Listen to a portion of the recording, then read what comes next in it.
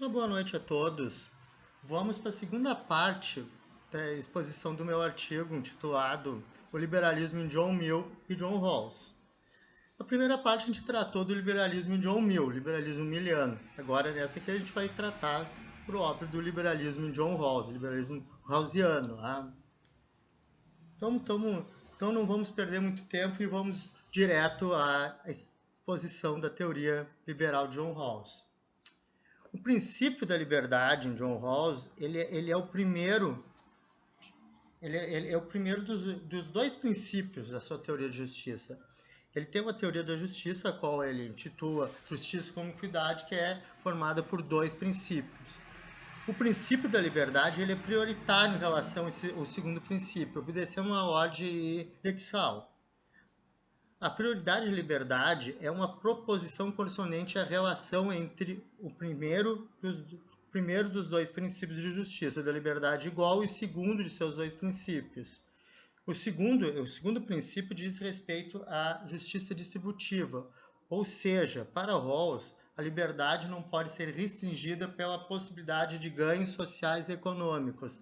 Rawls apresenta a sua última e corrigida formulação do princípio da liberdade, igual nas primeiras páginas da sua obra, O Liberalismo Político.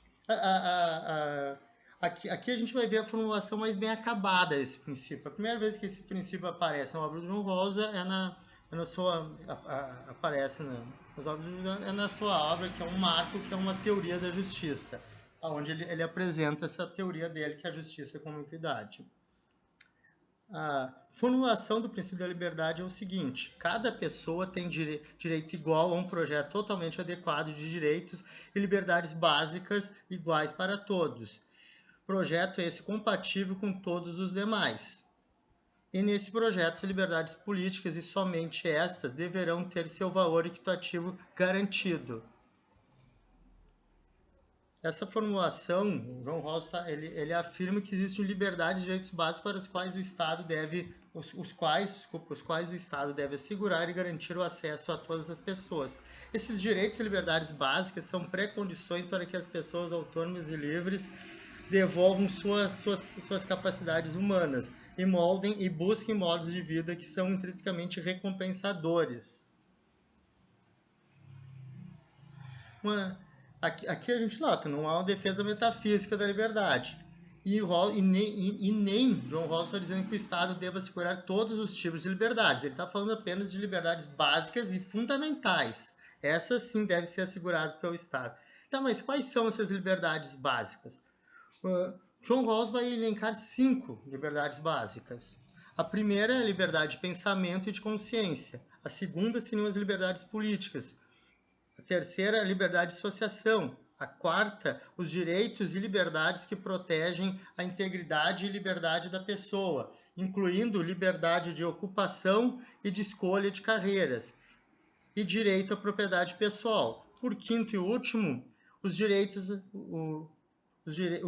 direito e as liberdades regidas pelo Estado de Direito. Liberdade de pensamento e consciência é um cânone no pensamento liberal, pois nas sociedades democráticas os indivíduos são livres para professar as mais diversas crenças religiosas, filosóficas e morais. Tá? A liberdade de consciência inclui não apenas escolher uma religião, mas também desconsiderar ou rejeitar todas as outras. A liberdade de consciência ela generaliza a forma que o John Rawls entende a liberdade de consciência vai generalizar essa ideia para incluir também liberdade de crenças filosóficas, avaliativas e morais. A liberdade de pensamento possui um escopo mais amplo para o Rawls, incluindo a liberdade de crença e expressão sobre todos os assuntos, sejam eles de natureza religiosa, política, literária, artística, científica ou filosófica. Essa liberdade fundamental assegura a liberdade de inquérito e discussão, bem como a liberdade de expressar suas opiniões sobre todos os assuntos, ou seja, o livre debate. A liberdade de consciência e pensamento é fundamental e essencial para estabelecermos uma concepção de bem, assim como temos a capacidade de revisar, ou seja, se a gente escolher um caminho na nossa vida, um nosso projeto de vida, o que é o bem para nós, o que vai nos levar uma boa vida, a gente pode rever esse caminho, a gente pode mudar. A gente pode revisar e dizer, pá, mas não era bem isso que eu queria, eu quero ir para lá. Isso aí é totalmente lícito, não há nada de errado com isso.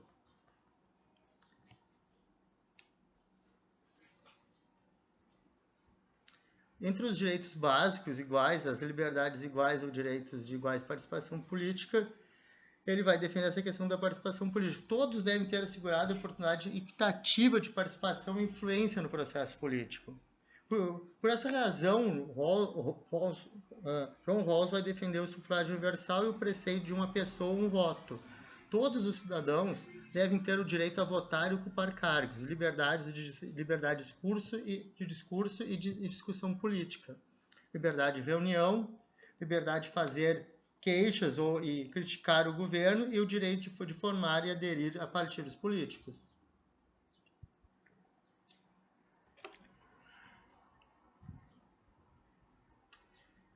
E agora no que se refere à liberdade de associação para o Rawls? Para ele, ela está intrinsecamente ligada à liberdade de consciência, pois sem a liberdade de nos associarmos com outros cidadãos que pensam como nós, esse exercício da liberdade de consciência não será negado. Ou seja, a liberdade de associação está botando em prática a nossa consciência. Ela está exteriorizando as nossas ideias, a nossa consciência. Se as pessoas não podem se associar, compartilhar ideias com as outras que partilham de pensamentos e crenças semelhantes, a liberdade de consciência e pensamento teria um pouco valor, ou seja, ela seria algo estéril, inócua. Ela não seria exteriorizada e não ia se concretizar no mundo real, se efetivar. Se quisermos uma linguagem mais hegeliana aqui. Essa é a liberdade de nos unirmos ou criarmos religiões, partidos políticos e organizações e entidades de todos os tipos. Aqui o quarto tipo de liberdade básica que o Rawls nos fala, que é a proteção à integridade física e psicológica. E a liberdade da pessoa são direitos e liberdades fundamentais. E possuem um aspecto óbvio, pois proíbem a violência justificável, a coerção e a escravidão de pessoas. Os outros aspectos desse quarto ponto são a liberdade de ocupação, a escolha de carreiras e o direito à propriedade pessoal. O direito de escolher a profissão que mais adequa-se aos nossos anseios, desejos e habilidades é protegido como uma liberdade básica, visto que é uma condição para que os indivíduos persigam as suas concepções de bem e essencial para o autorrespeito. Aqui John Rawls ele vai está incluindo dentro dessa proteção aqui o direito de usufruir da propriedade pessoal como fundamental, pois uma das bases desse direito é permitir uma base material suficiente para a independência pessoal e o senso de autorrespeito. Aqui, então vamos por um último tipo de liberdade básica que o John Rawls elenca nesse. Os direitos e as liberdades regidas pelo Estado de Direito. Rawls inclui a administração regulada e imparcial da lei, julgamentos justos e abertos, regras racionais de evidência, um direito contra a autoincriminação e ao devido processo, isto é, são as garantias legais de proteção às liberdades e seus limites, que o aparato legal e constitucional do Estado deve regular. Cara, eu agora lendo essa passagem fiquei pensando, será que os nossos ministros do Supremo conhecem isso? Que já leram John Rawls? Será, gente? Bom, mas é isso não nos interessa muito no momento. Vamos ficar aqui com o nosso texto, com a nossa análise do nosso texto aqui. O que significa dizer que uma liberdade é básica? O que o Rawls quer dizer com liberdades básicas, afinal? O que quer dizer que as liberdades básicas são inalienáveis, isto é, que não podemos renunciar a elas. Por exemplo, a gente não pode se vender como escravos.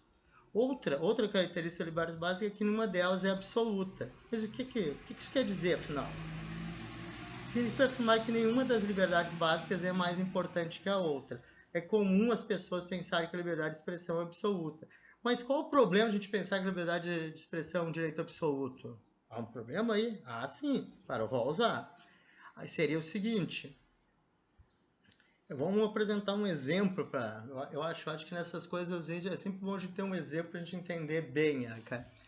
Vamos aqui um exemplo de limitação, que a liberdade de expressão deve ser limitada. As pessoas não podem incitar os outros a tumultos ou disparar falsos alarmes que colocam em perigo as outras vidas. Nem as pessoas podem se envolver em fraude, suborno ou propaganda enganosa. Então aqui, ó, nisso aqui a liberdade de expressão está limitada. Aqui. Então vamos ver mais aonde a gente pode limitar as liberdades para o Rawls, como a gente pode justificar a limitação de liberdades para o John Rawls. A limitação da liberdade só é justificada quando isso é necessário para a própria liberdade, ou seja, para evitar uma infração à liberdade que seria ainda pior. Então vamos aqui um exemplo. Eu gosto bastante de dizer. É um exemplo um pouquinho bizarro, mas vamos aqui. A gente defende a liberdade de cultos religiosos. Eu acho que isso aqui a gente já entendeu que o John Rawls defende e nos parece justo, né, cara? Eu acho que o bom senso disso a gente tem que reconhecer que as pessoas têm liberdade de exercer qualquer culto religioso. A princípio, sim, sim. Então vou fazer uma pergunta a vocês aqui, vocês vão pensar um pouco só. Devemos reconhecer a liberdade de cultos religiosos que sacrificam vidas humanas? Vamos partir de uma premissa. Sabemos que devemos respeitar a liberdade religiosa. 2.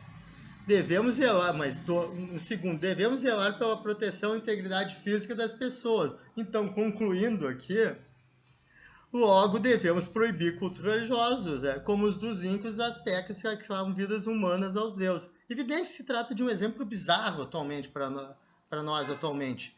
Porém, a gente tem que lembrar que historicamente isso era mais nessas culturas que eu mencionei, os incas e os aztecas, até a chegada dos espanhóis aqui, isso era algo normalizado, era algo corriqueiro sacrificar vidas humanas para os deuses. Por óbvio, é muito bizarro e, evidentemente, a gente tem que proibir. A prioridade da vida, a vida humana está à frente da liberdade religiosa. Então é óbvio, gente. Mas é engraçado a gente pensar que isso aí é uma coisa normalizada, cara. Como a gente vê nessas culturas.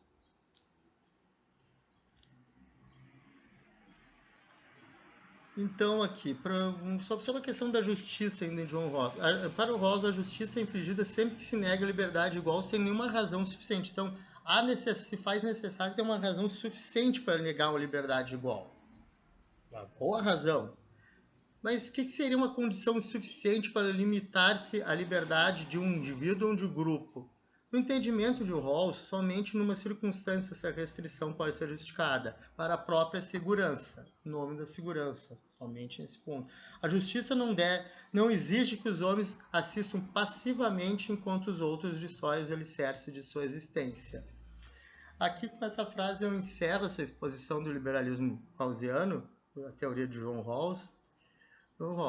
No próximo vídeo, na parte 3 e final dessa minha exposição, nós teremos a comparação entre o liberalismo de John Rawls, de John Mill e John Rawls. Vamos comparar as duas teorias. Vamos ver as diferenças e as convergências entre elas e também vamos procurar ver se há alguma vantagem em alguma teoria em relação a outra ou em algum ponto de vantagem e desvantagens, cara. E vamos encerrar fazendo um apanhado geral do que a gente tratou aqui, fazendo um balanço dessa exposição. Esse é o primeiro vídeo que eu estou gravando com esse intuito de divulgação de artigos, então quero também fazer um balanço no final da parte 3. Então tá, agradeço a atenção de todos, uma boa noite.